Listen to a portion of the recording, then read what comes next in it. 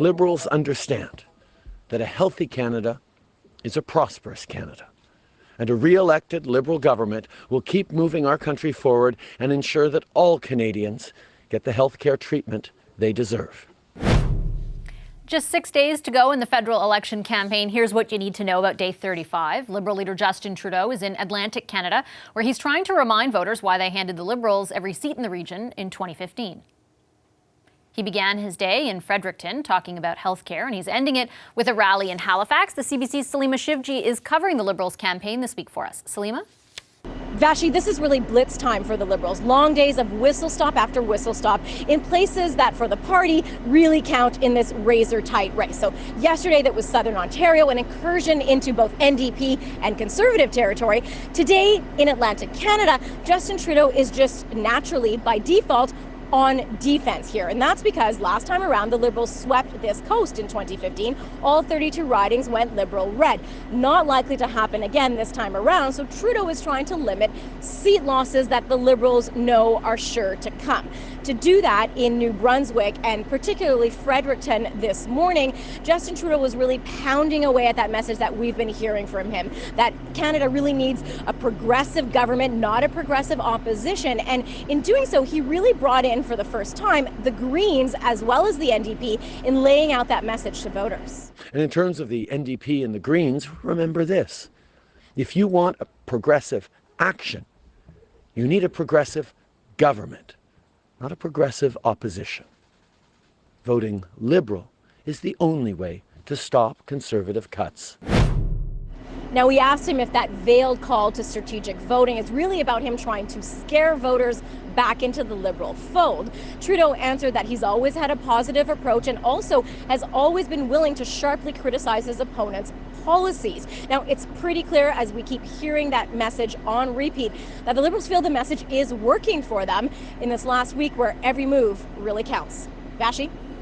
Thanks, Salima. The CBC's Salima Shivji reporting on the Liberal campaign. Conservative leader Andrew Scheer, meanwhile, was in Quebec today, where he continued to lay out his plan for his first 100 days in office if his party forms government. If I can eat something that was produced in Saskatchewan and inspected in Saskatchewan, but if I cross over the border into Manitoba, I can't, that doesn't make much sense for consumers. Scheer says a Conservative government would get rid of interprovincial trade barriers. He made that pledge this morning in Quebec City. Later, he's delivering a campaign speech in La Prairie. The CBC's Katie Simpson is covering the Conservative campaign for us. Katie? Hey Vashi, Andrew Scheer is trying to stop the bleeding of support to the Bloc Québécois, hitting a handful of ridings in Quebec today. He publicly remains confident that the Conservatives have a path to a majority government, and he rolled out another plank of what he would do with the first 100 days in office if he gets a mandate from Canadians. Scheer says he would start the process of tackling interprovincial trade barriers by gathering Canada's premiers for a meeting in Ottawa this January.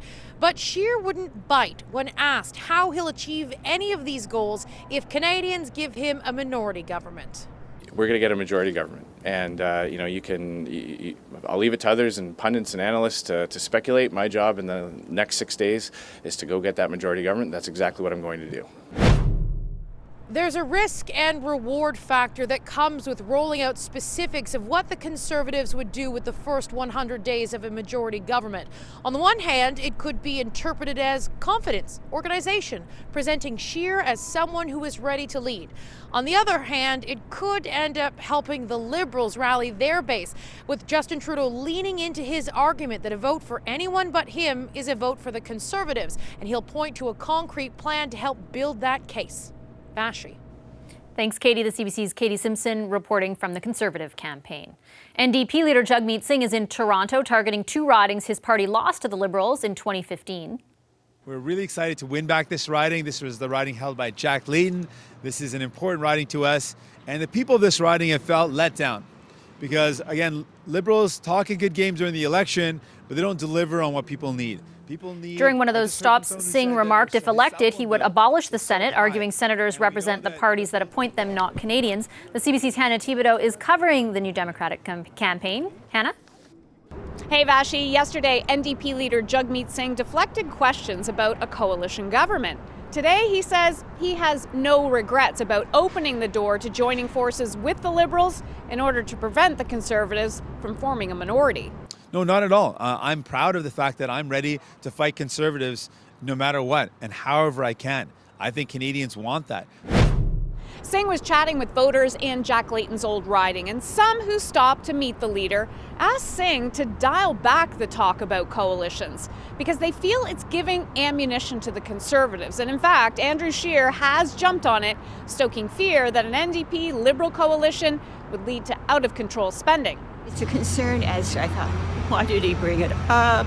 That was my concern. And I'm hoping that he can continue to walk it back in some way, because I think the Liberals will use that. I mean, the Conservatives will use that in a way that stirs people up. Others also told him they were torn about how to vote, but were left with a positive impression after meeting Singh. Polls suggest the NDP leader is connecting with voters and is currently the most popular national political leader. But the party still remains far behind the Liberals and the Conservatives. Vashi.